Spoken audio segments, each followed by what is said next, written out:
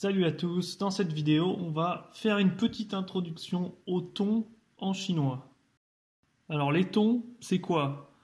En gros, ce sont ces accents qu'on retrouve sur le pinyin qui vont changer la prononciation d'un mot. Donc il y a 4 tons. Donc le premier, un ton plat. Le deuxième, un ton montant. Le troisième, un ton qui descend et qui remonte, l'inverse d'un accent circonflexe. Et le quatrième, un ton qui descend. Alors si on est un peu feignant, on va se demander pourquoi on se fait chier avec des accents. Et il faut savoir qu'en chinois, il y a des caractères différents qui peuvent avoir le même pinyin, donc les mêmes lettres en pinyin, mais avec des accents différents. Et du coup, c'est ça qui les différencie. Sans les accents, on ne pourrait pas savoir lequel est lequel, et c'est surtout, bien sûr, à l'oral que deux mots se différencieront juste avec le ton. Donc au final, ces tons sont quand même importants. Alors commençons avec le premier ton. C'est un ton plat, c'est facile on va se dire, hein. En gros, il faut qu'on garde un ton monotone. Donc exemple ici, I, San, Ta, Mao. Donc là, vous avez vu, il faut essayer de rester le plus monotone possible. Donc moi, je suis vraiment pas un pro des tons, parce que je travaille ça comme vous, hein. Il faut se forcer. Au début, on a l'impression de se forcer, hein, d'exagérer, et que du coup, ça fait pas naturel. Et encore, prononcer un mot comme ça va, si on y fait attention. Mais alors par contre, dans une phrase, c'est très très difficile de garder... Déjà, on se force à essayer de prononcer correctement le pinyin. Comme on a vu dans la deuxième vidéo, c'est chaud, c'est pas du tout, ça se prononce pas comme en français quand on le lit. Donc voilà, les accents, des fois on a tendance à se dire bon, voilà, fuck, hein, les accents, on va s'en occuper plus tard, mais il faut s'entraîner dès le début, parce que c'est avec l'entraînement que on va pouvoir naturellement, en écoutant aussi des mots, en ayant l'habitude d'entendre les mots, qu'on pourra prononcer les accents correctement. Alors on passe à l'accent numéro 2, c'est cette fois-ci un ton montant, donc on commence un peu en bas et on monte. Alors lui pour moi c'est un des plus difficiles. Donc exemple, Ren, Hong, Shi, Lan.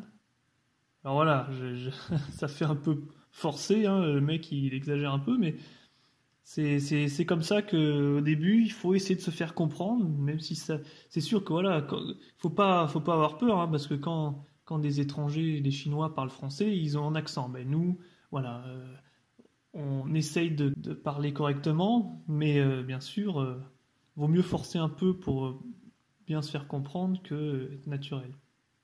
Alors, pour moi, la plus grosse difficulté dans la compréhension orale, c'est pour le moment de distinguer le premier ton et le deuxième ton. Pour moi, ça sonne vraiment similaire parfois, hein, surtout quand les Chinois parlent vite. Je trouve que le troisième et le quatrième ton qu'on va voir juste après s'entendent plus facilement. Faut pas paniquer si au début on est là, oh là là là, je comprends pas quel ton c'est. Ça viendra avec le temps, hein. Enfin, c'est ce que je me dis aussi. Alors, ton numéro 3, c'est une vallée, quoi. Donc on descend et on remonte. Alors exemple, Wo, Ren, Go, Yo. Donc voilà, là aussi, il faut vraiment... on peut s'entraîner en faisant un peu guignol, mais voilà, c'est pas si difficile, je trouve. Celui-là, c'est pas le plus difficile. On peut plus facilement se faire comprendre, je veux dire, qu'avec les autres tons. Alors on passe au quatrième et dernier ton. Alors celui-là, ma petite technique, qui marche ou qui ne marche pas, hein, ça c'est aux vrais Chinois qui vont devoir juger, c'est de crier, bien accentué, fort, Kan, Chu, Piao, Mai.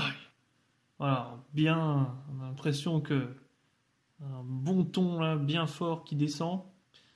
Voilà, bon, c'est pas obligé de faire ça, hein. Kan, Chu, Piao, Mai. Donc voilà, il faut essayer de partir en haut et finir en descendant, quoi. Donc c'est pour moi pas le plus difficile à prononcer. Alors maintenant, on va voir pourquoi c'est vraiment important de gérer ces tons. Alors ici un exemple, vous voyez deux caractères différents. Le pinyin, c'est les mêmes lettres, donc mai, sauf qu'il y en a un qui veut dire acheter et l'autre vendre. Donc imaginez que vous entendez ça sans voir le caractère, sans voir le pinyin. Vous êtes là, si vous ne comprenez pas le ton, vous n'allez pas savoir si ça veut dire vendre ou acheter. Voilà l'importance des tons pour se faire comprendre à l'oral et pour comprendre la vraie signification des mots. Donc, c'est vraiment pas à négliger les tons.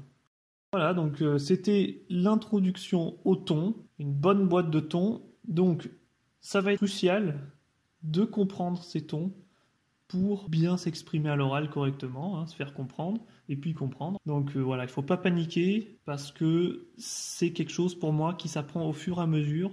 Là, on est au début, on sait qu'ils existent, on va y faire attention et c'est au fur et à mesure qu'on va apprendre à les utiliser et puis à les comprendre. Donc voilà le plan. Merci d'avoir suivi cette vidéo, j'espère que vous avez aimé cette petite introduction et puis à la prochaine!